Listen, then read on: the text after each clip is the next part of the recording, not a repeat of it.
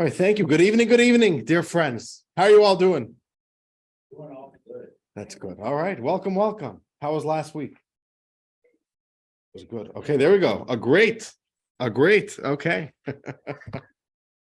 So we learned about the Torah, the written Torah last week. That was the big theme of last week. And we're moving on. We're trucking along. So let's take a look again at our maps over here. And we familiarize ourselves with the terrain as we journey onward. But let's first dedicate tonight's class. Tonight's class and this course is dedicated in loving memory of Daniel Mayer Newman of blessed memory, sponsored by his children, Max and Amy. Thank you, Max, for sponsoring this course, which is already such a smash hit. Thank God. It really brings me great joy. How many people say, you're answering the questions I've always had for decades. Just I always hear about Torah and Judaism, but just like, give me clarity, give me full context. So that's a very gratifying feeling. I'm very happy that we're able to do this here. And here we are. We're moving onward to the Midrash, right? So let's take a look at our maps. Last week, we did the left side of our map. On the left side of our map, we had what we call the scripture, the written Torah, which is in black.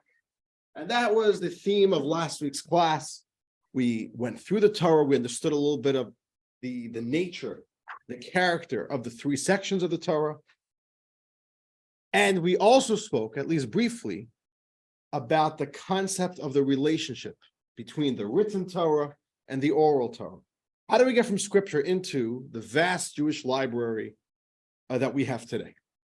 And I just want to point out to you, from here, a third into our map, everything here, all these colorful stuff, that is all oral Torah. We are fully done with scripture.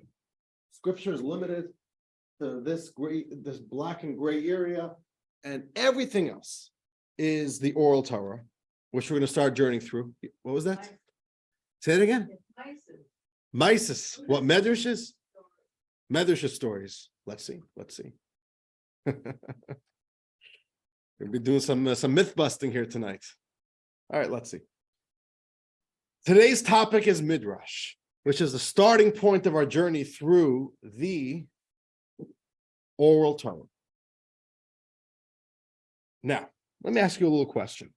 And the word Midrash is a word that's thrown around a lot. You cannot be engaged in Torah study in any level. You go to a Torah class, you hear even a sermon from a rabbi, and you hear the words, it says in the Midrash, our sages teach in the Midrash. What's Midrash? So when you hear the word Midrash, what does that mean to you? What do you think of when you hear the word Midrash or Medrash? What does that evoke within you? Teachings, just any teachings? Teachings on Torah, this Bible thing. Any teachings on Torah? Okay, very general, yes. Middle of a story. Not just a story, the middle of a story. It's a story about Torah. So Medrash is story. Okay, and that's what you said also, right? Mises. Baba Mises or just Mises? Rabbi Mises. Rabbi Mises, okay. Right, there's Mises and there's Baba Mises, grandma tales, right? So Medrash stories. Anybody else? What do you think? When you hear the word there's a Medrash, what does that usually represent within the body of Jewish literature? Legal study. You think legal study. Okay. Explanation. See the explanation? Okay, very, very good. What do you say, Mary? I was gonna say tales, but tales relating to the. Tales, yeah, there's no question. Medrash has a lot of tales. And that is interesting that you say explaining or studying. So all of you are right. What is the Midrash? So a lot of people think that Midrash is all about stories and parables and tales, maybe some fantastical tales, mysterious tales, etc. So let's really get down to the bottom of this of this concept, this genre called Midrash. So first of all, Midrash are a series of books that carry the name Midrash. So here I brought you a little sample. This is the first volume of a rather large set. It's 10 volumes in its original form. Printed, it's a lot more than 10 volumes. This is called Midrash Rabbah, the Great Midrash. It's the largest anthology of Midrashic teachings. And so volume 1 is on Genesis, the first book of the 5 books of Moses. But in printed form, this is only the first 3 Torah portions, only the first 3 Parshiot. This is Bereshit, Noach, and Lech Lecha. That's it. Volume 2. So, and this is what a page of the Midrash Rabbah looks like. So in the center, you have the actual Midrash. And then all around you have later commentaries that all give all different types of explanations, because there's lots, even Rashi. Rashi has a commentary on the Midrash. We know that Rashi has a commentary on the Torah and on Talmud, also on the Midrash. Okay, so all different types of commentaries over here. So Midrash number 1 are a series of books. There are many, many books that carry the name Midrash, either as the main title or as a subtitle. All different types of Midrash. We'll be talking about the different books, just reviewing them in the video soon. So when somebody says there's a Midrash, there's a teaching from the Midrash, it means it comes from a book that carries the name Midrash. Okay, simple enough. But more importantly, and this is what I want to focus on tonight, Midrash is a concept. It's a methodology of learning. It's a style of learning. And any type of learning that is done in a certain way, with a certain theme, with a certain style, is called a Midrash, or a Drush, or a Darash. Now, what does Midrash mean, besides being the title of a book? All right, so let's put that up over here. That Midrash, what is a Midrash? It's a series of books, but it's also, and most importantly, a methodology of study. So what does the word Midrash mean in Hebrew? Don't even know the word Darash, Darush, or even how do you say in Yiddish or in Hebrew, a rabbi's sermon on Shabbos? What's it called? A drasha, a drash, same word. What does it mean? So what does drash mean, Midrash? What does it mean? Explanation. Or even better is to investigate or expose or expound. So it's explanation, but it's not explanation from the outside. It's digging into what was always here. That is what a Midrash is. A Midrash is taking what we have and uncovering everything with it. So let's go back to what we said last week. All right, let's put this up over here before we keep on going further. What does Midrash mean? Exposition. You see, this guy is going on a journey. Let's start digging. Let's doing some excavations over here, right? Trying to seek out.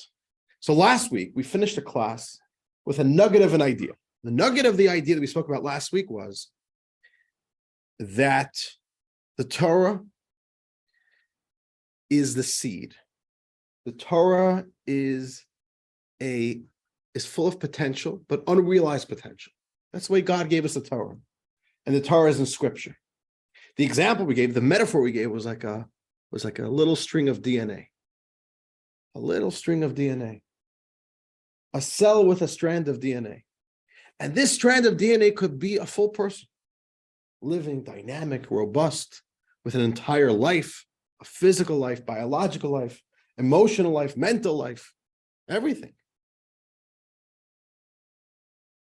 But yet, the way the strand is in its original DNA form is nothing more than a cell. Microscopic, right? You don't even, and it's nothing, it's worthless. What is it? Tremendous potential, but the potential has to be developed, has to be gestated. It takes a lot of love and warmth and the right environment and the time until you start unpacking and you bring this to life. That is Midrash.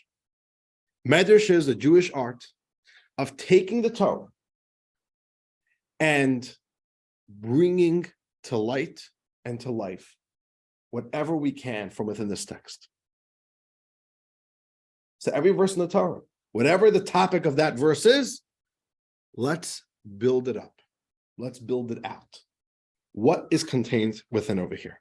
Let's decipher it. In a certain way, you could say that's why. What's a rabbi's sermon? A rabbi's sermon is to take a theme of Torah, very often from that week or a holiday typically, right?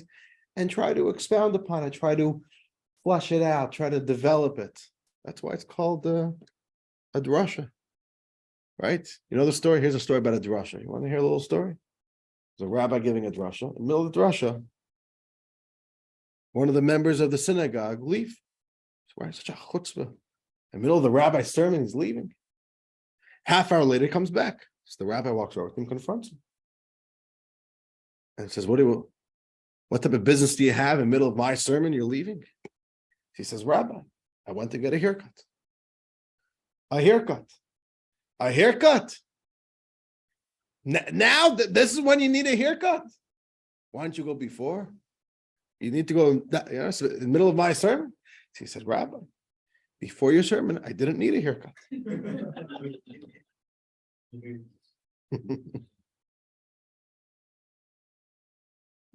Okay, so that's the idea. Midrash is the art of expanding, of unfolding, extracting that idea. That's where the magic happens. It's all in this genre called Midrash.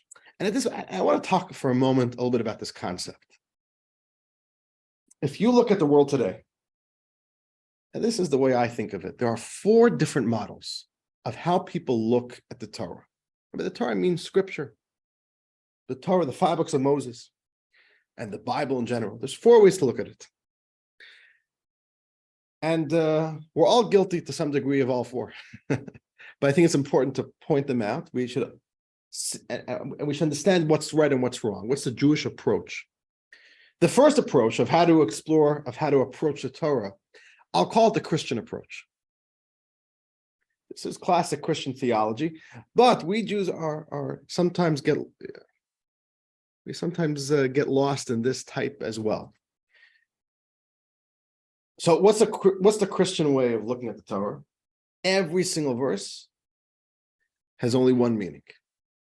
What's the one meaning for the Christians? Every verse leads to Jesus. Every verse. Right? First verse in the Torah. In the beginning, the God created heavens and earth. Jesus. First day, light and darkness. Jesus. That's Christian theology for you. Every single word in the prophecies. Jesus. Who said? Who this? That's where they understand it. Okay. What was that? He's a good Jewish boy. Okay. Let's not go. We're not. I'm not. Okay. We're not. That's not the point of here. So we're not here to debate Christian theology. What's my point? My point is, at the essence, if you have to strip down, what is the fallacy of Christian biblical interpretation? The fallacy is that every verse has only one interpretation. One and only one.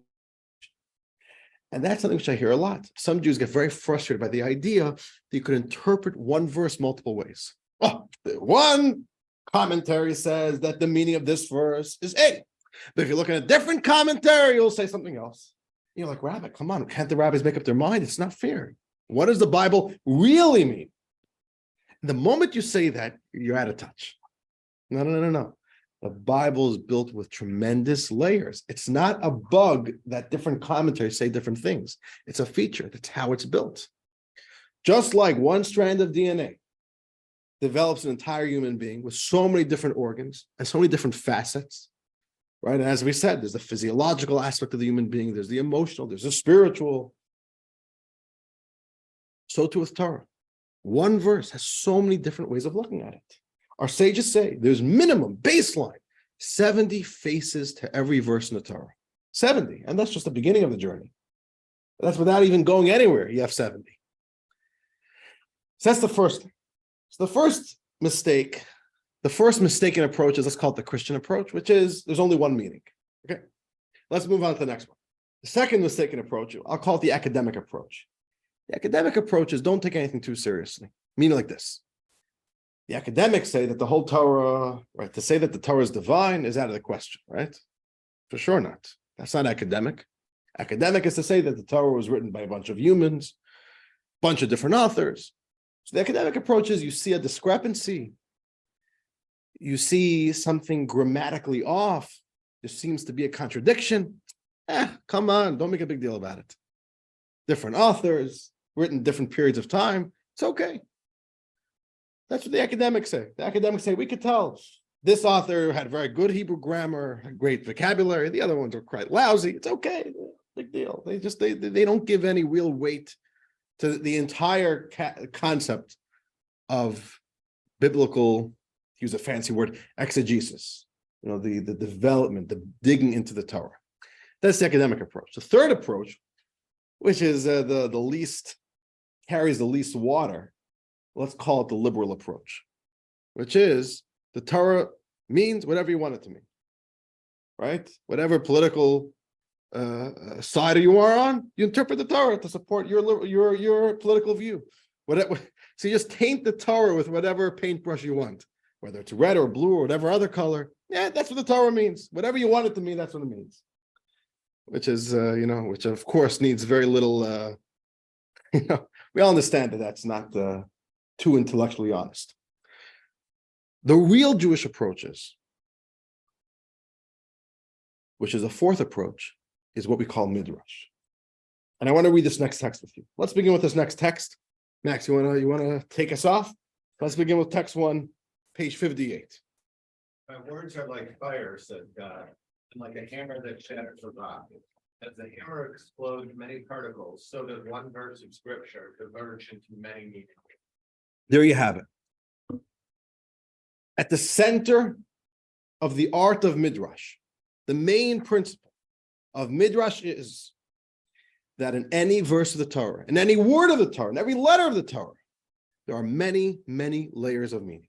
Now, of course, you're always going to have the simple meaning, which is what we call in Hebrew pshat. What's the pshat? What's the literal meaning of this verse? And that's true. The pshat is always pshat. But if you just dig a little bit, break that surface, you'll see a whole world of depth, of meaning, of everything. Tremendous insight baked into this verse. That's what Midrash does. It tries penetrating that outer layer and just going and trying to uncover what is there beneath the surface. That is Midrash. So this whole book, which is organized by the Torah, any page you open up, every single thing begins with a verse. And it starts developing that verse. Quotes any verse, so this is the beginning of the 60s of creation. It quotes 60s of creation, and all of a sudden starts giving explanations.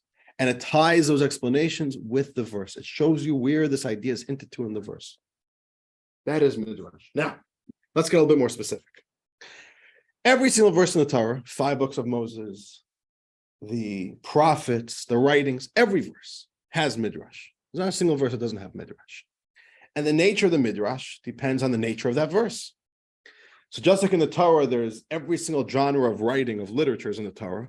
In the Torah, you have law, you have narrative, you have history, you have moral teachings, you have ethical teachings, you have philosophy, you have mysticism. Everything is in the Torah.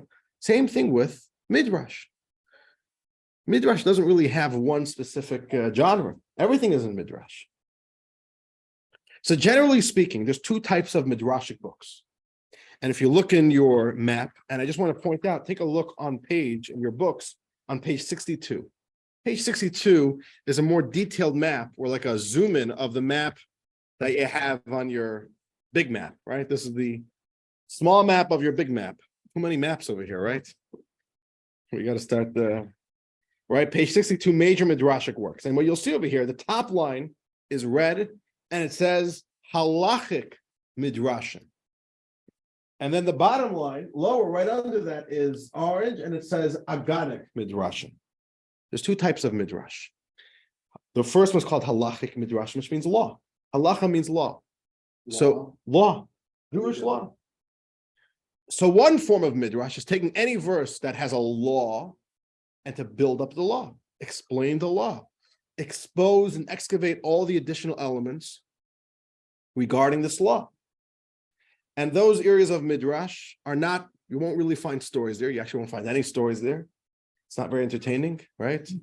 No legends, no fairy tales, no nothing there. Just law, development of law. But then there's another category called Agadic Midrashim, which is usually what people, when they hear the word Midrash, they usually associate it with Agadic. Agadic comes from the word Agadah. And Agadah is similar to the word Haggadah, right? Like the Passover Haggadah, which is right around the corner.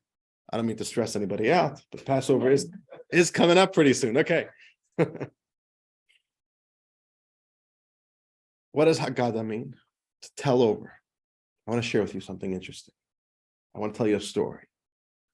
And so the Haggadic Midrashim are very much focused on narrative, on sharing ideas, and sharing ideas usually in a very engaging storytelling, parables, fables, metaphors, that type of idea. So we have really two different works or categories of Midrash that we have to go through. Both are doing the same thing, but to different types of themes. One is law, and one is exposing everything else. So anything which is not law, whether it's mystical ideas, philosophical ideas, moral and ethical ideas, stories, history, narrative, all that is to be found in the Haggadic Midrashim. Now, this specifically is an Haggadic Midrash, Midrash Haggadah, Midrash Rabbah. You take a look over here in your book. Where was that? Page 68 was our map, our small map. 62, page 62, sorry, yes. Page 62, like bottom center of the map, there's Midrash Rabbah. Right, you see where that is? Midrash Rabbah, this is Midrash Rabbah. You can even see it's the exact same print as in the book. This is one volume of Midrash Rabbah, which is most important Midrashic work, and that's an Haggadic Midrash. Okay, right now I'm going to show you a video which is going to walk us through this map, all the different Midrashic works. And I just want to make 2 points before we actually jump into the video. Number one, don't get overwhelmed by the video. Don't think that don't feel pressure that you have to remember all the information, all the books, all the people. It's fine. Listen in for the Midrash Rabbah, all right, because that's the most important one. That's just interesting. And then I just want to point out something interesting to you. If you look at the big map, I think this is important to point out to you before we jump into the video. If you look at the red line, you will realize that Midrashic works are very, very concentrated in one time period of history. Other areas of the oral Torah have a lot going on later on in Jewish history as we get closer to our times. But if you look at the top red bar, which are Midrashic works, Midrash is really published early on in Jewish history and kind of ends around the year 400 or 500, 1500 years ago, right? You see that? And even the later volumes, there's 3 more titles later on the red bar, right? Yalkut Shimoni, Midrash HaGadol, and Ein Yaakov. Those are actually not original Midrashic works. Those are only aggregates or anthologies. But really, the era of Midrash, of the innovation of Midrash and the publishing, the creation of new Midrash ended at the year 400, 500, which is a very interesting phenomenon in Jewish literature, that the art of exposing and expounding and seeking out and excavating the secrets that are contained within the Torah was an art that the sages of the Talmudic era engaged in.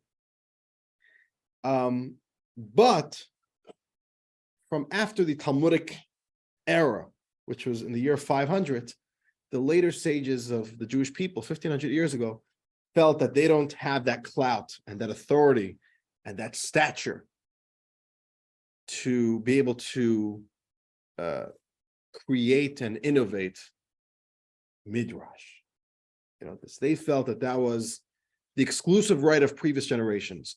So even though the art of trying to study Torah and bring out new insights has never stopped, but the word Midrash, that's a title that's reserved for up until the Talmudic era, including the Talmudic era.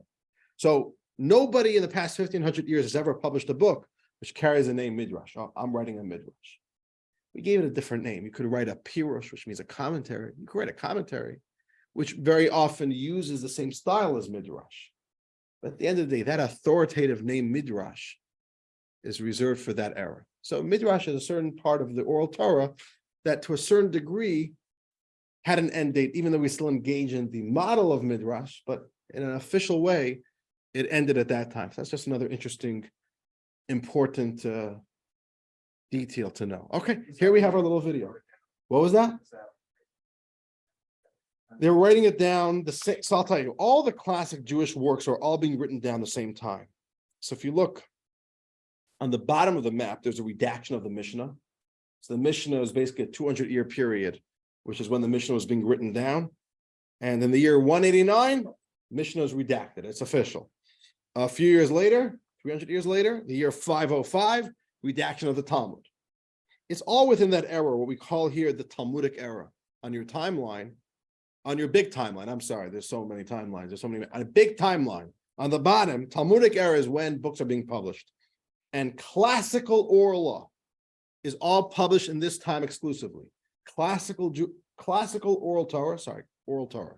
Classical oral Torah is Midrash, Talmud, and Zohar. Those are the big three. And those are all published in that time. So Midrash is from the very classical, everything else is really building upon the foundation of those three main works, Midrash, Talmud, and Zohar. Okay. Welcome to the branch of Torah study known as Midrash. Midrash comes from the Hebrew verb drush, to seek out or expound. It refers to the effort to explore, explain, and expound on the Torah. It is also the title of an entire genre of literature generated by Mishnaic and Talmudic sages, the phenomenal Jewish scholars who lived roughly between 100 and 500 CE. Midrashic literature comes in two forms. One, halachic. These works document the intricate methods used to analyze the typically terse biblical texts containing the Torah's 613 commandments. The goal of a halachic midrash is to show how the detailed laws governing the practical observance of those commandments are derived. Two, agadic. These works provide a wealth of explanation of biblical texts and narratives, parables that clarify or illustrate a point, moral and ethical teachings, philosophical insights, mystical traditions, historical narratives, and background information not explicitly recorded in the biblical text, and stories from the lives of the ancient sages. Much midrashic material was lost in the upheavals of Jewish history, but the surviving works form a library of their own. Here are the major midrashic works still in existence, including later era anthologies in chronological order. Pirkei Rabbi Eliezer explores the biblical events from the creation until the Jewish journey through the Sinai desert. It is attributed to one of the Mishnah's most prominent sages, Rabbi Eliezer ben Horkanus. Mechilta de Rabbi Yishmael preserves expositions on the book of Exodus that were taught in the academy of Rabbi Yishmael ben Elisha. Mechilta de Rashbi offers expositions on the book of Exodus from an alternative academy, that of the much beloved Rabbi Akiva. Its recording is attributed to his disciple, Rabbi Shimon Bar Yochai, the famous author of the mystical Zohar. Seder Olam, meaning world chronology, chronicles biblical and post-biblical history from creation until the 2nd century Bar Kokhba revolt against the Romans. It is attributed to Rabbi Yossi ben Chalafta of Sepphoris.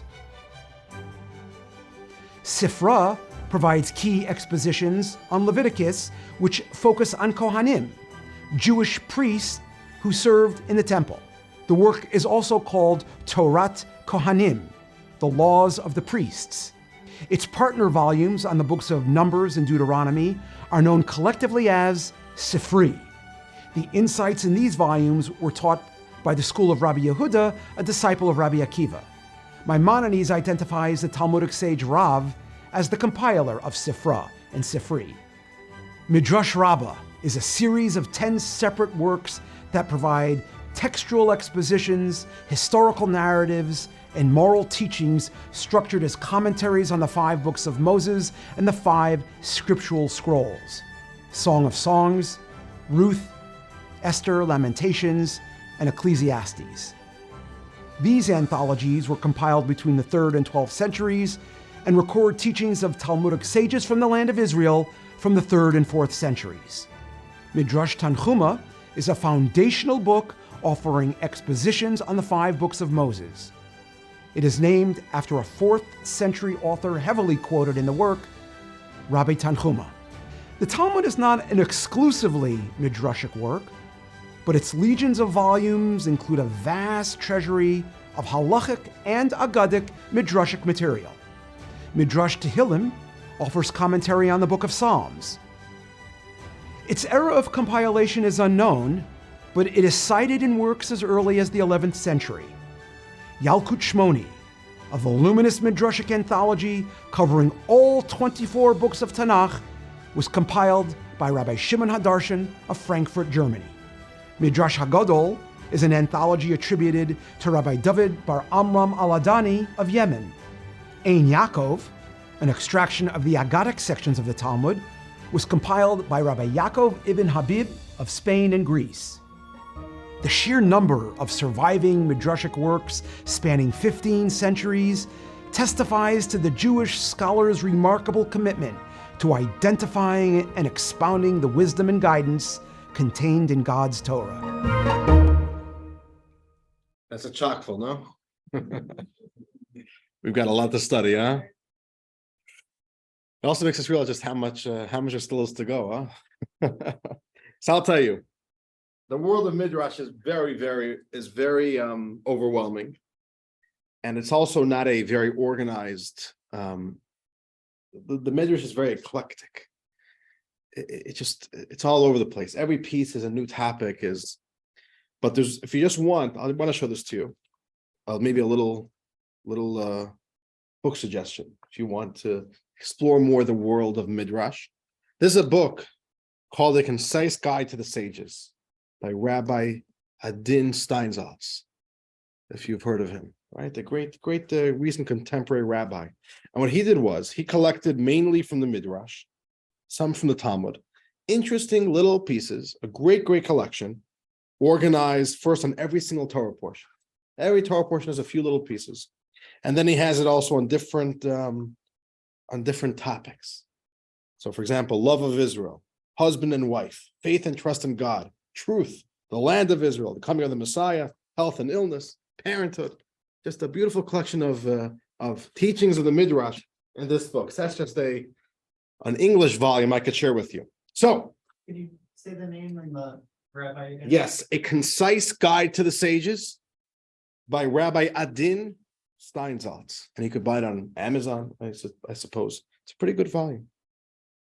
Lots of fun, different stuff. But okay, so that's the general overview of the books, of what Midrash is, how it works. But let's dig in a little bit, right? Let's actually jump in over here. And I want to just point out to you, there we go. Okay, let's do this over here. I want to point out to you how there are different all the different elements that you'll find within a Midrash. So this is also in your books on page 60, if you want to check it out. This is what you will find in a Midrash. These are different types of Midrash. First of all, you will find legal exposition, that's in the halachic Midrash. Any Midrash that deals with a verse of law, you will find legal exposition. But then there's a whole world of the Agadic Midrash, which is number one, we have historical narratives. History, biblical history. A lot of history for example, if you open up the Torah, scripture, and we learn about Abraham's life in the Torah begins at 75 years old. So who's this hero, Abraham? Tell us a little bit about him. You'll find out more about Abraham in the Midrash. Literally the story about him. Okay, let's keep on going. You will find a lot of moral and ethical teachings in the Midrash. So this is the source of the beginning of developing the moral teachings and the ethical teachings in the Torah. There's a lot of philosophical teachings in the Midrash. And then we get to the parables. There's very interesting stories and metaphors that are brought down. There's also Torah commentary, and there's also some examples there's also history from the lives of the sages. And I want to show you a little sampling of all this right now. So let us right now spend the rest of this class split into two. We have an hour left of tonight's class, a little bit less. Let us focus on Agadic Midrash and Halachic Midrash. I want to walk you through both and get a feel for how these two areas of Midrash work and what they look like. All right, so let's begin with the Agadic Midrash. So the word Agada means stories. Not just stories, it means to tell over. This is everything the Torah wants to tell us outside of the world of law. So we have stories, narratives, parables, right? All those things we just spoke about. And parables, the idea of conveying ideas through a story, through a narrative, through a metaphor, through a parable, which is a very Jewish art, right? That is really the art of the Midrash. Most of the time, you're bumping into things which are metaphors. They force you to think deeper. So let's read one little example. All right, let's do text 2. And Louis, you want to read? This is classic Midrash right over here, actually from Midrash Rabbah. So this is actually in this book. All right, here you go, page 64. Iron was created, the trees started trembling, said iron to them, why are you trembling? If no tree among you enters into me to provide a handle for my blade, not a single one of you will be hurt. Fascinating story. What's the message of the story? So it's quite simple. It's an interesting idea. Every axe. So what's chopping down the tree? The axe. But you can't chop down a tree just with a piece of metal because you won't have any force. You won't have any momentum. So what gives metal the force to chop down a tree? The stamina, the wood. So it's really the wood that lets the axe, that lets the metal chop down the wood. Interesting narrative. So you could read it and say, okay, that's a story. I guess back then trees could talk, right? It happens in story tapes or in storybooks, right? Iron talks, right? Disney built an entire industry based on this concept. So the trees could talk, the iron talks, and that's okay. Everybody's talking, having conversations.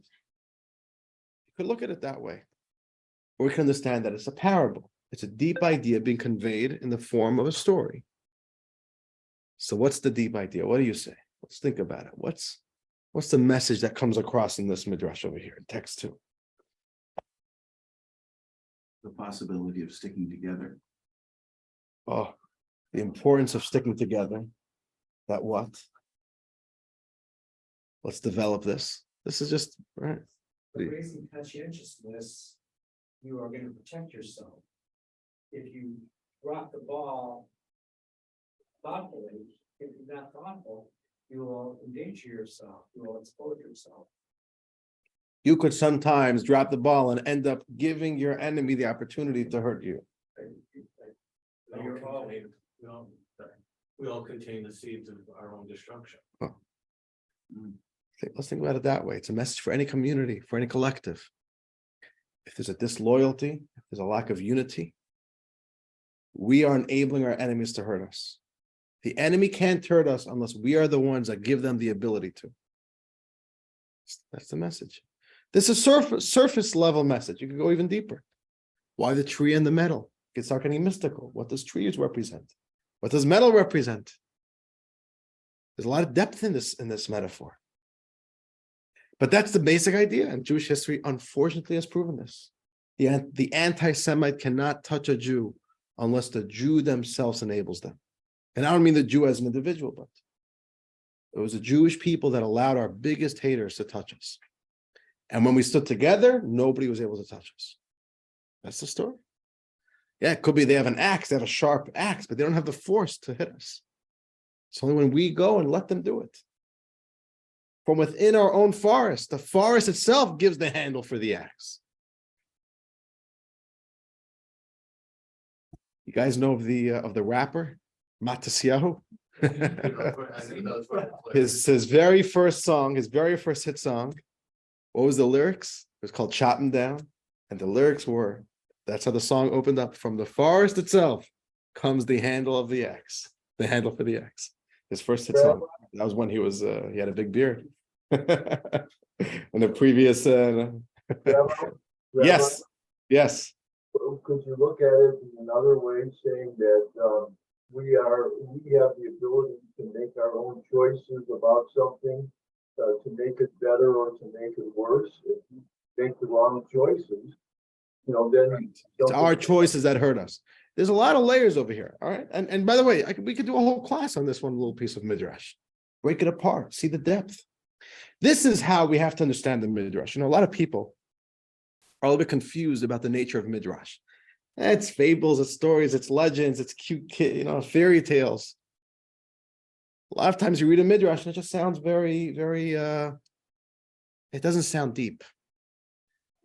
It even sounds childish. What we have to realize is, Maimonides writes about this. Maimonides was, and not only us Jews say this, but the world says Maimonides was really a bright guy. He was a real chacham. He was a brilliant guy, Maimonides. Even just the output of material he put out, he was unbelievable at a very young age. Maimonides writes like this. So Maimonides lived in the age of rationalism, and everybody was very skeptical, and philosophy, rational philosophy. And back then there was a problem that Jews were looking at Midrash and laughing at it. This is called smart material. This is stupid. This is so lousy. This is so cheap. Maimonides writes something very interesting. Maimonides says, anybody who looks at Midrash and doesn't see profundity, it's a test to see if you're a bright person or not. He writes a little bit cynically. If you open up a Midrash and you don't see depth, that means that you're not smart. Even if you're a little bit smart, you'll see right away the tremendous depth and wisdom that they hacked into metaphors and parables. Maimonides says something fascinating. Maimonides says, I just want you to know, God has placed the brightest minds that will ever live in history in the era of the Talmudic sages, because they were the ones destined to put down the oral Torah to writing. And the most brilliant people ever alive have been the ones to write down these books. And he says, we have to understand that the Midrash, many Midrashim, are parables. They're not meant to be taken literally. They're a metaphor. And a metaphor is meant to be unpacked. The reason why the Midrash teaches a lot of metaphors and parables is, number one, what do you think? Why don't they just say ideas? And the Midrash could have simply said, Jewish people have got a message for you. Stick together or else you're going to be in trouble. But it doesn't say that. It gives you this whole elaborate metaphor about trees and a forest and the axe. So why the metaphor, not just say things straight out? What do you think? It's almost a tool. Yeah, it's like it. You do have to struggle with it, and in struggling with it, you can see that it can apply if more than the shot. So the metaphor helps you see things deeper. It helps you grapple with it. So easy to remember. Oh, it's very effective. You won't forget it as quickly. Right. An idea is just an idea, but a story all of a sudden becomes a whole, right, Stay with you. right. Washington never chopped down a cherry tree, but we still talk about it. Exactly. There you go. Exactly. And for example, you don't teach a kid math with numbers. How do you teach a kid math?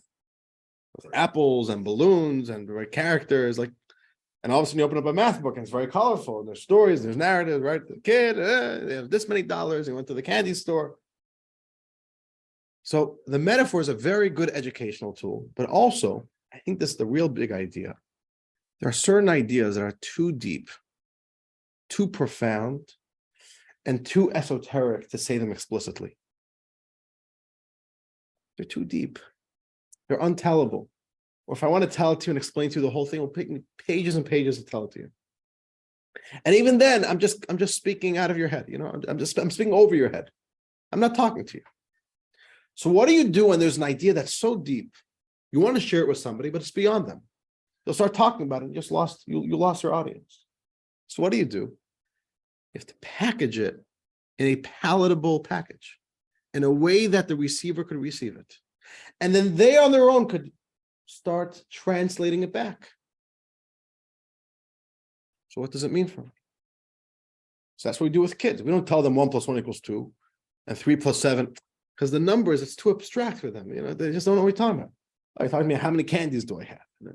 You're also talking their language, and then they could realize the subject matter is not candy, right?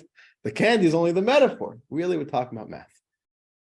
So here's a little example. Here's a little imagery. All right. International Space Station. These days, we're all talking about the stuff floating around in the heavens, right? Next course, by the way, is all about the extraterrestrial stuff and the paranormal activity, right? That's our next course coming up in the spring. We'll cover all that. Do we believe in aliens and demons and dreams and all that wonderful stuff is next course. But in any case, so in the International Space Station, let's say they need a wrench. So there's no Home Depot on the International Space Station. So how do you get a wrench? So it used to be that you would message mission control somewhere down in Houston and say, we need a wrench. And they'll say, okay, our next time we're sending up astronauts is in 6 months. So we'll send you a wrench in 6 months. What will we do until then? I don't know, figure it out. Today, what do? Today, 3D printing, which means mission control took a wrench and scanned it. 3-dimensional scan. And they've taken a wrench and converted a wrench into a digital file. A digital file, which is a bunch of zeros and ones. It's code, computer coding. And if they get a call that we need a wrench on the International Space Station, they don't send the wrench. They send the file made out of zeros and ones. And on the International Space Station, they take this file, which is not a wrench, but they convert it back into a wrench. They print a wrench from it.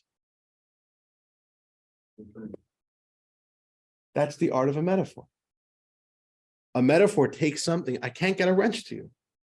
There's too much distance here.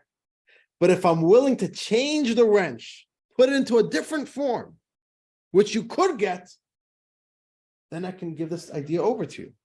And then you could reconvert it back into a wrench. That's what the Midrash does. Very deep ideas, some of the deepest ideas. The deepest ideas of Jewish mysticism, of Kabbalah, are found in Midrash, but not explicitly. Explicitly, you would get lost. So it says, I'll package it, I'll convert it into a different form, one that you could get. And then it's your job to unpack it, learn it, study it. Takes time. Takes time sometimes. Every time you read a Midrash, the more you allow yourself to think about it, the more angles you start seeing that there is here to unpack. And let's read this in text 3. Toby, text 3, page 65.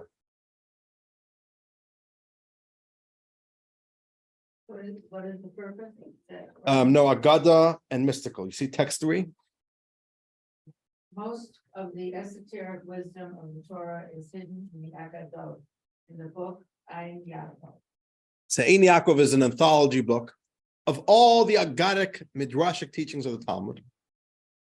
And you read it and it sounds like cute stories, and there's a lot of very fun stories.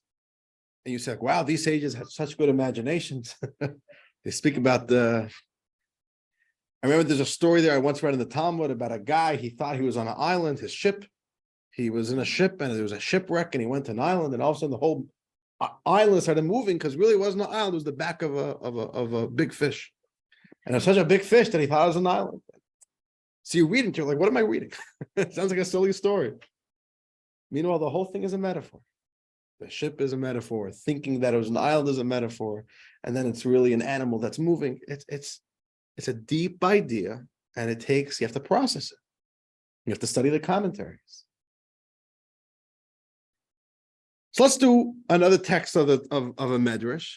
And then, I don't know, should we even do more? I think we'll just leave it at this. Let's do one more text. And let's read this text carefully. And you'll see again, there's something deep happening here. But what? So let's read this next text. Text 4, again, from Bereshit Rabbah, right here from this book. A fascinating story. Again, a story from the 6 days of creation.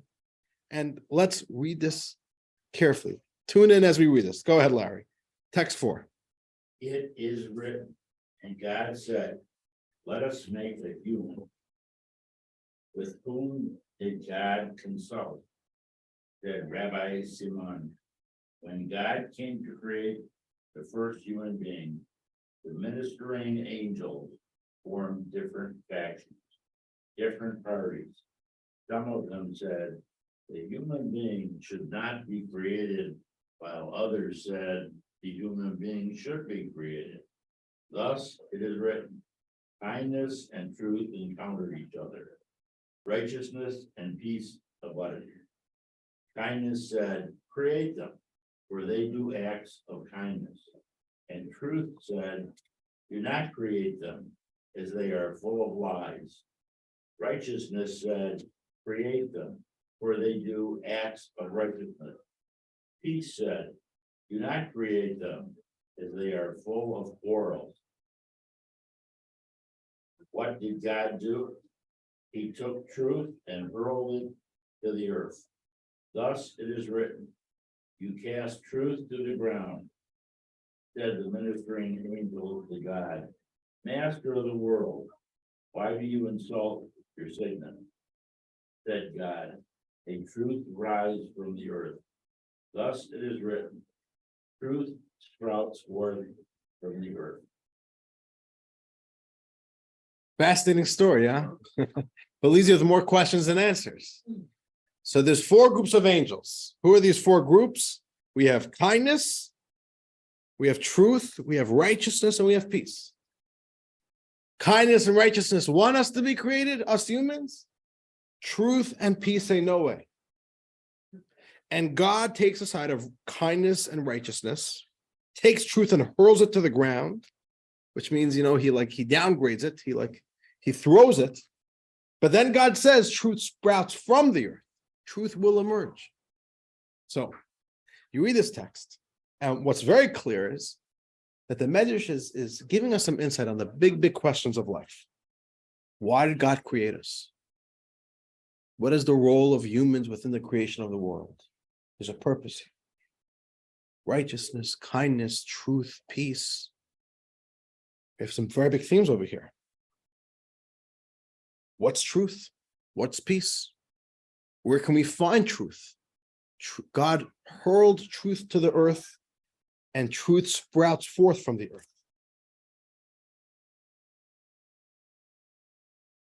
Some very big themes over here. Peace, the role of humans.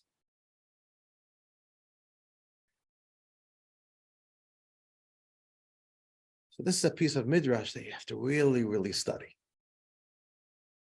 There's a lot of profundity going on over here. I don't know, should we get a little bit into it? A drop?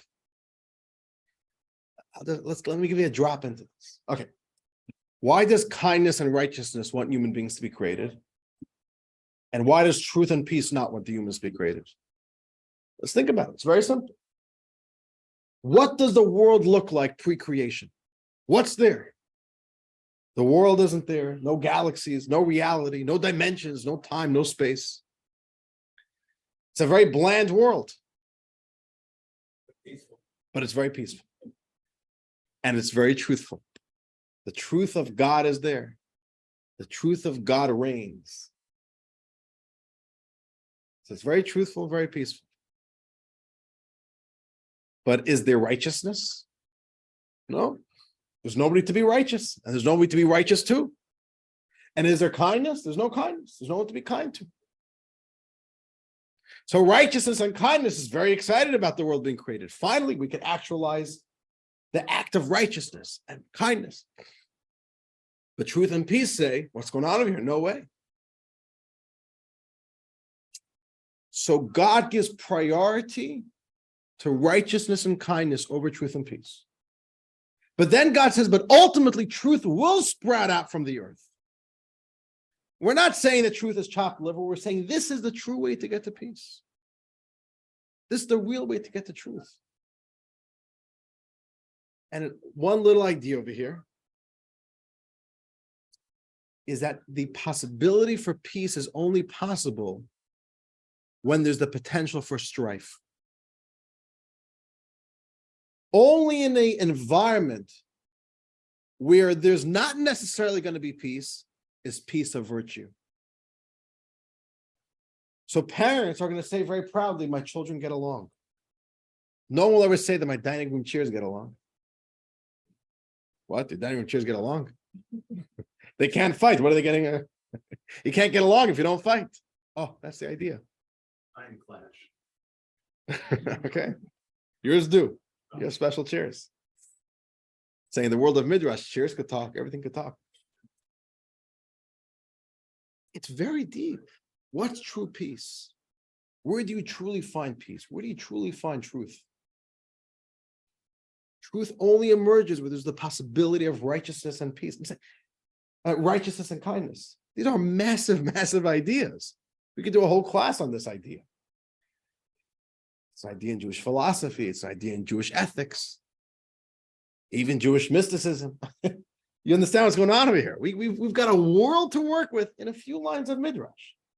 And then all of a sudden you can take other Midrashic works that also speak about the themes of kindness and righteousness and peace.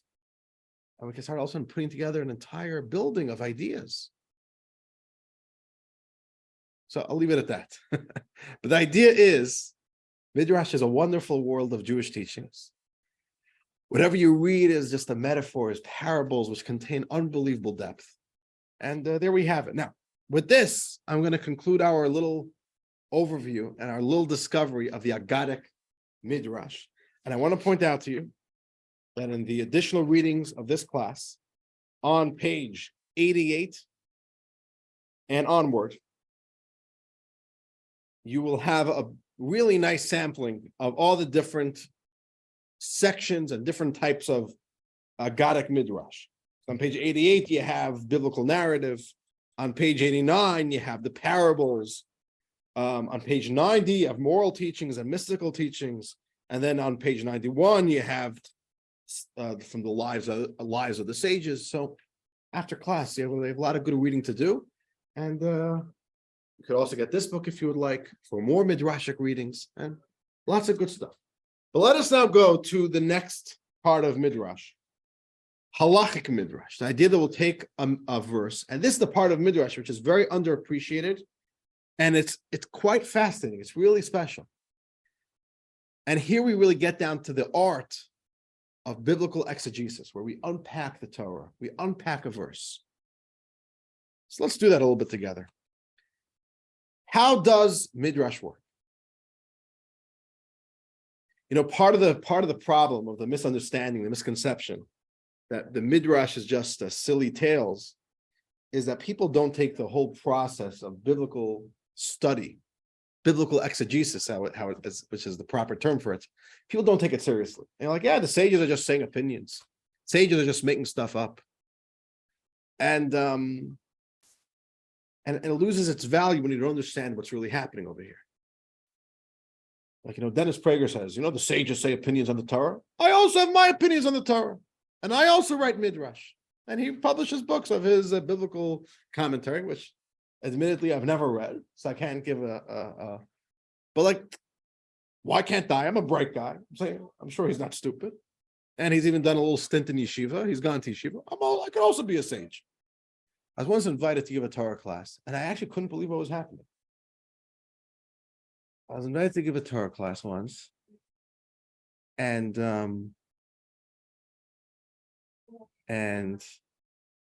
I hate to be critical. My point is not to be critical, but it was a little bit like shocking to see as a young rabbi.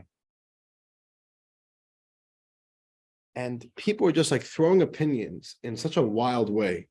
Like they see a verse, I think maybe it means this, like wild theories. And I was like, do you really think this is how it works? Do you think sages are sitting back, smoking cigars? Oh, that verse, let's say, I got a story to tell you. Like, what? It's so cheap. It's like so foolish. Like, is that? I think I've got a new law to add. Let's add laws. Like, what do you think? A bunch of wild drunk men just saying stuff and making stuff up. And especially, especially in the law section, how does that happen? And people have a certain disconnect. You look at the Torah. Okay, Torah is divine. We understand we have the Torah. It's from God. And then also you look at Jewish law, and you're like, how did this turn into this? Where did all these laws come from? Are rabbis making stuff up?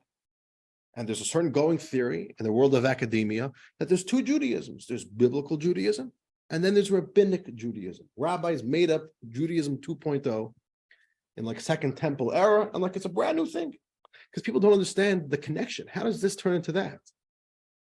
Or in other words, how does the DNA turn into this robust, big, lively world of Judaism? How does that happen? So I want to walk through with you how that happens. And it's actually very apropos this week's Torah portion. This week's Torah portion is called Mishpatim. Everybody knows when a rabbi gets up to speak and says this week's Torah portion says, it's a cue for everybody to go to sleep. Usually very boring. Okay, so hopefully I'm not putting anybody to sleep over here. But this week's Torah portion is the portion of Mishpatim. Mishpatim means laws, statutes, which means right after the giving of the 10 Commandments, God tells Moses, let's start sharing with you some laws. And this week's Torah portion is all law. Every verse is another law. Let's read the first Midrash on the first verse in this week's Torah portion. And it really gives us the whole art of Midrash is in this week's Midrash, right over here. So where are we holding? Elki? Text 5, page 68. Let's read. These are the laws that you shall place before them. Rabbi Ishmael says, these are the 13 methods by which the Torah is expounded, which were given to Moses at Sinai. Oh, at Sinai. God gave Moses a Torah, and then God gave Moses a toolbox, different tools. And God says, this is how you expound the Torah. It's not a guessing game. It's not making stuff up. There's a process. There's an art. There's a science. And the exact same way that the cell that has the potential to create human life doesn't just create human life automatically. For that cell to turn into human life, it needs a lot of care. It needs to be in the right environment. It has to be a very conducive environment. Everything has to go perfectly well. And then if there's a proper long process of gestation, after 9 months, we could develop a full, big, robust human life out of this little cell. But it doesn't happen automatically. There's a real process. The same thing is with the Torah. There are 13 tools that was given over to Moses, and Moses taught it to the Jewish people. And these are the rules of Midrash. And in fact, in the Hebrew, it's called 13 methods. Shehatorah nidreshet. Nidreshet, from the word drush. This is how you expose the Torah. 13 rules. What are the 13 rules? Okay, so let me just walk through with them at least briefly. All right? These are the tools that are employed to derive laws and teachings from the verses in the Torah. And I want to share with you 4 methods tonight. And I want to give you quick examples of all 4. So that you could kind of get a sense of how this is happening. And you can see this in your books on page 69. And it's up here on the screen as well. 4 methods. Method number 1 in Hebrew is called kal v'chomer, logical deduction. Number 2, riboy umiyut, textual exposition.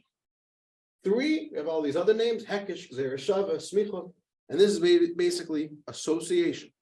Number 4, kriyuksiv, al tikre, alternate readings. Sounds simple, no? You apply this to any verse in the Torah, you've just broken the surface. Just going what? Broken the surface. You break surface. And now you have access to everything that's under the surface, under the hood. So let's take one verse in the Torah. And we'll start applying these rules. And we'll see what happens. You want to see the magic happen? That's it. We'll pull away all the smokes and mirrors. This is how it's done. All right, buddies? Text 7, a verse from this week's Torah portion. Simple verse, a simple mitzvah. Let's read text 7, page 71. Name is Nancy or Susan? Susan. Okay, very good. Susan. So Susan, please read us text 7 on page 71. When you see the donkey of your enemy collapsing under its burden, and you are inclined to desist from assisting him, you must assist with him. Oh, this is one of the 613 commandments in the Torah. This is not a suggestion, this is obligation. That if you're traveling, this is the scenario, and you see a donkey, and the donkey is overburdened and is collapsing and needs help. And then you see who's the guy, whose donkey is this? It's your enemy. One of the 613 commandments in the Torah is you must stop and help. And this is called the roadside assistance law. Okay. That's very beautiful. Today, today you drive down the highway, and if somebody is stuck on the side of the road, we don't do much to, we don't think much. According to Jewish law, if it's a Jew, there's an obligation to stop. If you don't know if it's a Jew, that's a separate question. Then it's already optional.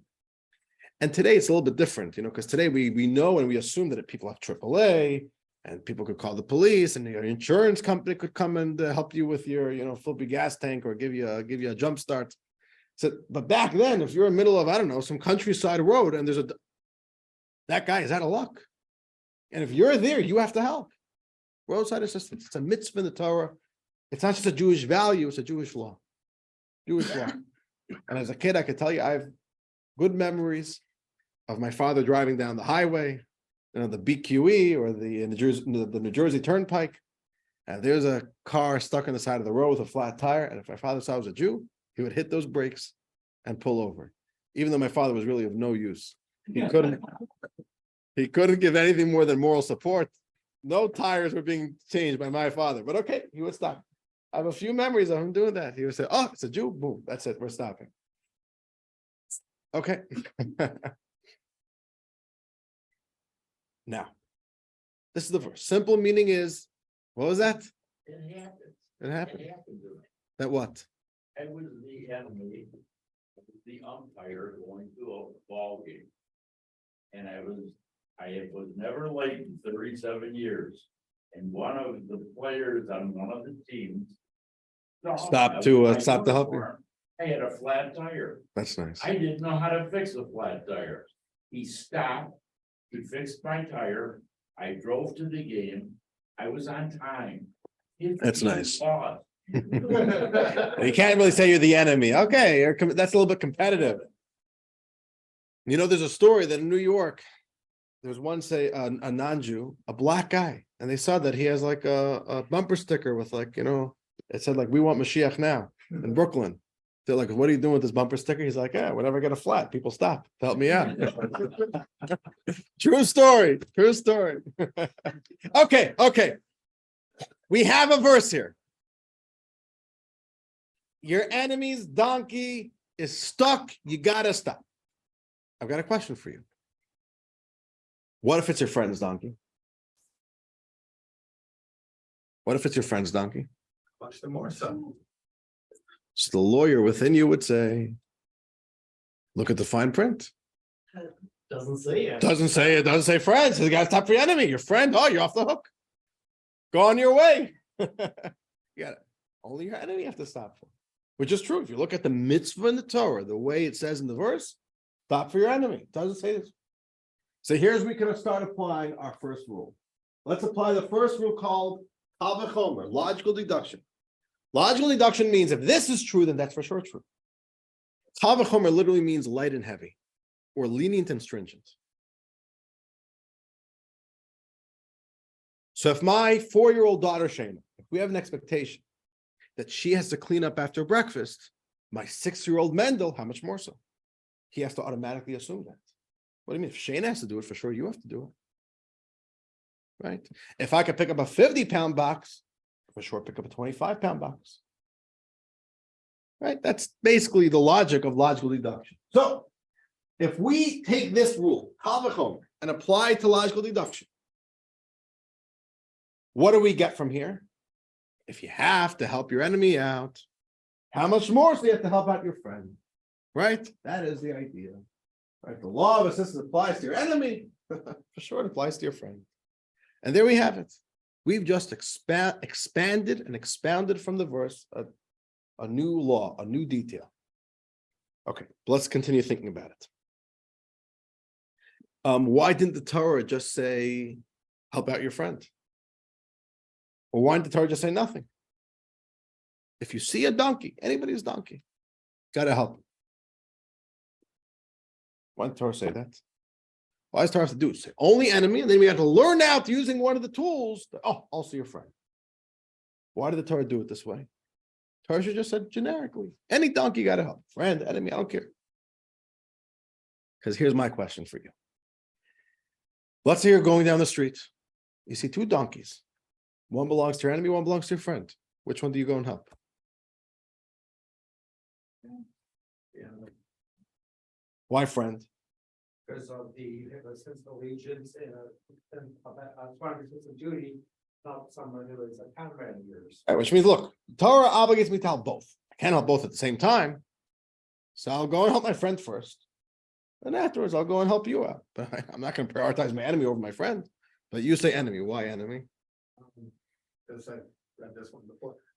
Because it will, if your enemy sees you only go help your friend, he will conclude that the Jews only help their. Well, we can talk about a Jewish enemy. Well, okay, but they, he concludes there's more hatred It'll and deepen his anger and frustration. Okay, but you're not giving me the answer you are bringing outside ideas to try to help explain things. Okay. We gotta look at, The Torah is very specific that you gotta help your enemy. oh, this is the way it works. Here we're gonna use another rule. In the toolbox of Torah exposition, there's a rule. And this rule is called dayoi or dayo, used throughout the Talmud. And it's a very important rule when we are trying to build Jewish law from a very cryptic and simplistic and one-dimensional verse in the Torah. Let's read the dayo rule. Marian, text 8, page 71, and then I'll explain it to you. It is enough that matter derived from a law should be as strong as, but not stronger than the source law. Dayo means enough. Like, what does the word dayo mean? What is it similar to? Dayenu. That's the word. Dayenu means enough. It would have been enough. So dayo means it's enough. Or in other words, we have the source law. Torah is his enemy. We learn from there a friend. The derived law can never be stronger than the source law. That's the law of dayo. Say that again. The derived law will never be stronger than the source law. So we learn this out from that. So this that we learn out can never be stronger than what we learned from that. Or in other words, when the Torah says you got to help your friend, Torah doesn't say help your friend, Torah says help your enemy. We deduce from that also help your friend. But the help that the Torah wants you to give your friend is never stronger than the help that you have to give to the enemy. And it's actually the opposite. The Talmud says, who do you help first? First your enemy. Then you go and help your friend. You know why? Dayo. That's the way Jewish law works. Source law is always stronger. What we learn out can never be stronger. And if anything, it's a drop weaker. So according to Jewish law, we now know another detail in the Jewish law of one of these mitzvahs of roadside assistance, the mitzvah of roadside assistance. You have to help enemy and friend. If both are in front of you, enemy first. And the Talmud says this is one of the places we see that the Torah is helping us train to break our Yetzer Hara, our evil inclination. The Torah wants us to break that ego, break the unhealthy parts within us, and to train us to be a little bit better people. Help your enemy first. That's the way the law is. So look at that. We apply now a new idea, the dayo rule. And look at this over here. It's a little bit complicated, I know. But in the case where one is confronted with both the written law and the derivative cannot be stronger than the written. And therefore you help the enemy out before your friend. Sounds good? Now this is very simplistic. We applied two rules in a very straightforward way. We can start debating these applications, which is what the Talmud does, which is what a Midrash does. Are we applying these tools correctly? Are we looking at it from all different angles? Yes. Actually telling you to help the donkey. If you cut Right, off but which all of donkey? its goods, leave it on the road so the donkey is unburdened, you might be hurting your friend who then uses his. So cargo. that's a good question. Are you in the process allowed to hurt or help? It's a good question. But yeah, you're helping the donkey, but you're also, the donkeys cost money. I'm saying this is his property. And and if the donkey breaks a leg or gets if the donkey dies, then he's really in trouble, right? He's really in a pickle. So we have to do is basically take everything off, try to rearrange it, and help the donkey kind of get its footing again, and then send them off on their way. Or if you have water, give it water, all that type of stuff. Okay. Politics. Yeah, if you're political, if there's another Jew that happens to be on the opposite side of the aisle, you got to help them out also. I think what it means. Which is unfortunately a little bit of a novel idea in today's world. What? Means you can only help a Democrat because it doesn't mention. Oh, is that what you meant? By donkeys? And what it means is in the Torah, a Jew has to be there for another Jew, even if it's an enemy. That's the law. Unfortunately, a message we need to hear in today's political climate. Okay. But in any case, we're not done. We've only used one rule and a rule within that rule to start unpacking this one verse. Let's go further. You ready to do another one? Let's now go to the next category, which is called textual exposition. Textual exposition looks at the words very carefully and critically and looks for anything missing or anything extra, anything superfluous, and says, let's see what we could get out of here. So let's go back to text 7 on page 71, the verse we just read about roadside assistance, and read it carefully, and you tell me if there's anything that's worthy of looking at from a textual point of view. Anything grammatical. Is there anything missing or is there anything extra? What do you say? Yeah, the language is really weird. The language is weird. Oh, why? How's it weird? Assist, you must assist with them. What should have it? What you're also troubled by that? You must assist them, or. Just say assist or assist him. Keyword is with. Assist, you must assist, and with him. All right, so a lot of extra words over here. This is called riboy. There's too much going on over here. Say, just help him out. Keyword is You with. have to work with him. Do, you shall do. Help, what do you say? Just say help. Just say do. Do, you shall do. So this is already using tool number 2, textual exposition. In the Torah, the way it works is an extra word, a missing word, an extra letter, a missing letter. Everything has a meaning. Everything is telling you something. The Talmud looks at this idea. Let's put it up over here. That the wording over here seems to be a bit funny, right? Assist, you must assist with him. Why is the Torah going and adding that? Right? Do you understand, Yitzhak? What was that? You have a question? No. Okay. What's going on over here? The Talmud learns out another 2 laws from this edition. Assist, you must assist, and with him. Number 1, assist, you must assist. What is that teaching you? Let's say you go and you help your enemy out. You spent an hour. You just wasted an hour helping your enemy out. And then 5 miles down the road, you know what you see? He's stuck again. And you help him out, and then again. Is my obligation over? How many times I got to do this? Comes along the Talmud and says, look at the words. Assist, you must assist. Repeatedly. No matter how many times, you still have the mitzvah, the obligation to keep on helping. Okay, and then let's look at the word with him. What does it mean assist, you must assist with him? Yes. Oh, he has to work with you. So imagine this scenario. You go and you say, oh, I know you're my enemy. I have a mitzvah, but I have to help out your donkey. By the way, donkey, it could be anything, right? It could be your car, it could be your pickup truck, whatever. So the guy says, oh, you got a mitzvah to help me out? Okay, I'm going to pick up a coffee and a donut. I'll see you in a half hour. Oh, the Torah says with him. You only have the obligation if he's there working with you. If he's taking the easy way out, you have no obligation. So let's read that. Let's read that. In text 9, this is typical Midrash. We are looking at the extra words and unpacking the laws contained there. Yitzhak, text 9 on page 72. One is still obligated to unbuild it again, and it is written, assist, you must assist. If the animals only walked away and sat down and said, since the mitzvah that it was committed upon you, if you wish to unload and unload in such a case, then it's not obligated to have it. There you have it.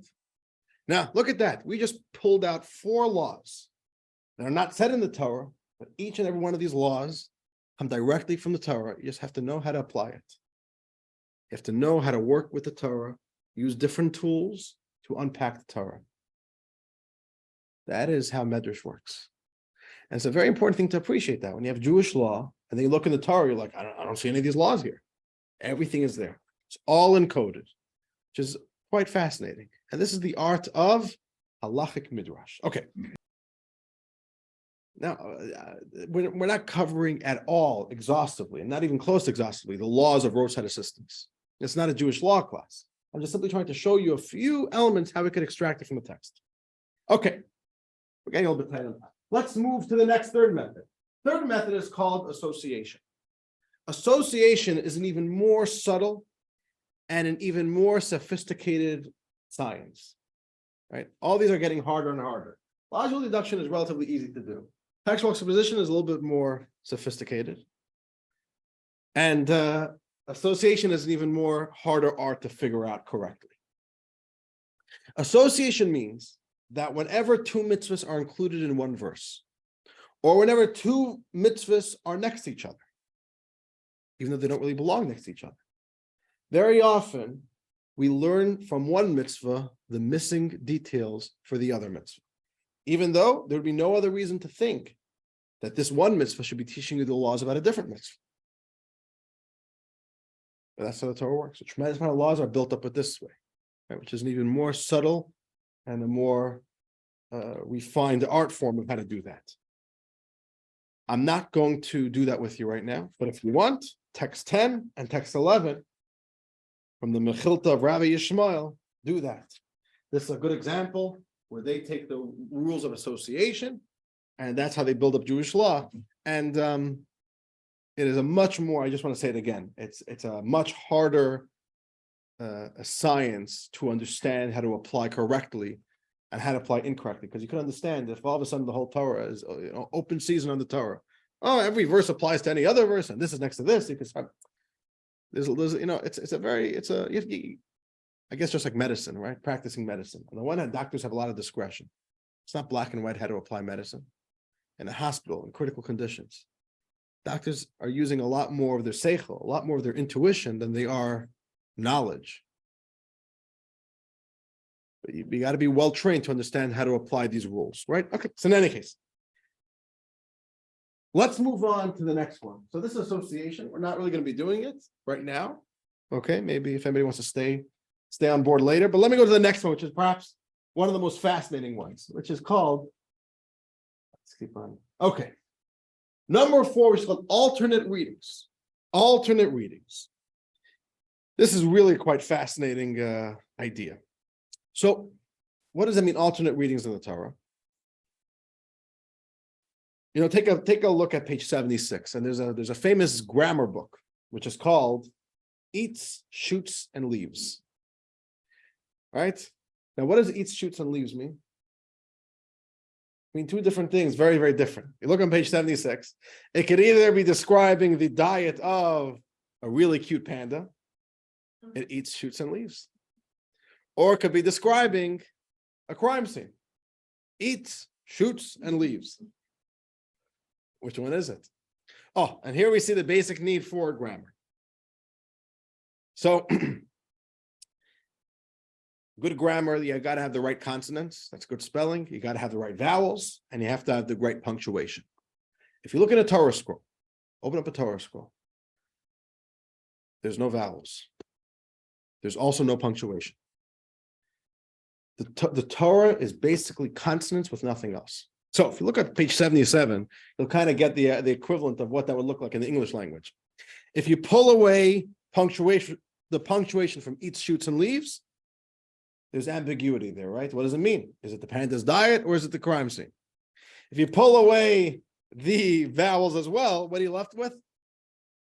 Gibberish, right? There's not much to read there. I don't know, right? TS, this is, leave. That's the Torah. The Torah scroll has nothing in there. So the actual Torah scroll does not have any vowels and no punctuation. So, for example, imagine a verse in the Torah that says, let's go BRD, or you must go BRD. What's BRD? What could BRD mean if you had to add in vowels? Bored. Let's be bored. Oh, it could be bored. Let's be bored. What else could it be? Let's be bread. Braid. Let's be braid. It could be breed, abroad. I don't know. It can mean that. I mean, there's probably 15 different options. So the Torah says, let's go BRD. Do you know what the Torah is telling you? Absolutely not. That's the entire Torah. Now, why is the Torah written in that way? Why isn't in a Torah scroll put everything there? Proper spelling, proper punctuation. So let's read. Text 12. Oh, we're on to something here, huh? Text 12, Stuart, page 78. Asked, why are the vowel marks not written in the Torah scroll, seeing that it was all given to Moses at Sinai? Likewise, it would have been fitting that the cantillation mark should have been written in the Torah scroll, so that the reader could read smoothly without error. Indeed, the cantillation marks will sometimes explicate the meaning of the text. Answer: the letters without the vowels and cantillation marks have numerous meanings, various possible compositions, and even contrary readings. Each and every letter contains facets within facets and mysteries within mysteries. But if the Torah scroll were vowelized, it would be finite and limited, like matter that has been given a definitive form, and it could not be expounded. This is why sages say there are 70 faces to the Torah. For this reason, you are not permitted to write the vowels and cantillation marks in the Torah scroll, but they are recorded in Humashim, in keeping with the principle that it is a time to act for God, so that the rules of reading the Torah should not be forgotten, as was done regarding the rest of the oral Torah. So there we have it. In a Chumash, and the way you have to read it in the shul, there's only one reading. Which means surface level, pshat, there's one way to read it. There's one way to punctuate it. Oh, but if you're ready to dig, the Torah has endless layers. And that's why the Torah scroll specifically doesn't spell anything out. To leave room for all these layers and layers buried there. And this is a major area of Midrash where we'll take a word and say, read it a little bit differently. Take a verse, change the punctuation. Boom, all of a sudden it's a brand new verse, brand new teachings. And it can sometimes get very complex. Sometimes Midrash can be very creative in the way that it applies this idea. Right? Eats shoots and leaves, or eats shoots and leaves. Right? It can be many different things. And I think with that, dear friends, we are going to conclude tonight's class. We've gone through the Agadic Midrash, the Halachic Midrash, and we have seen hopefully come to life this art of taking what's already there within the Torah and extracting it. And I prepared a little video for you that shows how one word in the Torah, because of different ways of reading it, gives different various interpretations. So if you guys are not in a rush, we'll do a little video. Ready? Here we go. Then after the video, we'll wrap up, close up shop. All right, so here we go.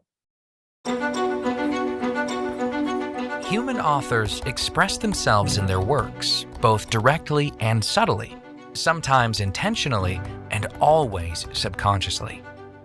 When we read a text, we can choose either to read the lines or to engage in more intricate analysis and read between the lines. The divine author of the Torah did something similar, but to an infinitely greater degree. God expressed himself in the text in multiple ways all at once, directly as well as subtly, with plenty of insinuation and a vast hidden layer of the divine subconscious. And he then instructed us to excavate it all. Jewish tradition separates these layers of understanding into 4 categories.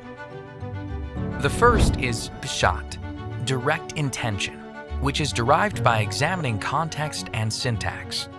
For example, the Torah begins with the words, Bereshis bara Elokim, es hashemayim, ve'es haaretz. In the beginning, God created the heavens and the earth. On the plainest level of Torah understanding, this is a straightforward statement of what happened at the beginning of time. But the simple meaning is not always easy to clarify. Many biblical commentators, most notably Rabbi Shlomo Yitzhaki, the 11th century French scholar known universally as Rashi, devoted their efforts to clarifying the straightforward meaning of the often mysterious biblical texts. Our second layer of understanding is remez, allusion. This refers to subtle communications that are encoded in the text. They can be uncovered using methods such as the numerical values of the Hebrew letters, the acronyms of words and phrases, or unusually sized letters in the Torah scroll. For example, the Torah's first 2 words, Bereshis bara, in the beginning, God created, carry the numerical value of 1116. That's the identical value of the phrase Barosh Hashanah Nivra. It was created on Rosh Hashanah. We are thereby informed that Rosh Hashanah is the anniversary of creation. Our third layer of understanding is drush, interpretive. Our sages extrapolate a vast corpus of ideas and instruction from the Torah's text through methods such as textual comparison, sequencing analysis, and homiletical interpretation. For example, from a sequencing perspective, the Torah begins with the wrong beginning. It describes creation, a narrative that is seemingly secondary to the Torah's primary function as a book of guidance that tells us how God expects us to act on a daily basis. The Torah should have dived directly into the nitty-gritty of the laws. On the interpretive level, however, the Torah first describes creation to tackle a major hurdle to Torah observance. The majority of Torah laws rely on the Jewish nation owning and settling the land of Israel. We were instructed to conquer the land and never relinquish our claim of ownership over it. But such a radical claim to a territory is bound to provoke opposition. Who gives us the right to take possession of a land and claim it as our eternal heritage? The Torah, therefore, begins with creation, clarifying that God is the creator of all territories, and he has the right to permanently bequeath a specific parcel to a particular people. It then records the history of God doing precisely that with the Jewish people. With this switch in sequence, the Torah supplies the Jews with the response God expects them to provide all who accuse them of land theft and occupation. The fourth layer of understanding is sod, hidden meaning. This refers to the deeply mystical messages that float behind every phrase and letter in the Torah. For example, the word Bereshis can be split perfectly into two words, bara, shis, meaning he created six. God first formed the six emotive divine attributes, from chesed, kindness, through yesod, attachment, as described in Jewish mysticism. God then used these six attributes to create the actual universe. So there you have a sampling of the four layers of understanding that can be found in the Torah's very first words. Beyond this, a vast ocean of knowledge is contained in these same words. And beyond that stretches the infinite vastness of wisdom contained in the rest of the Torah's close to 80,000 words.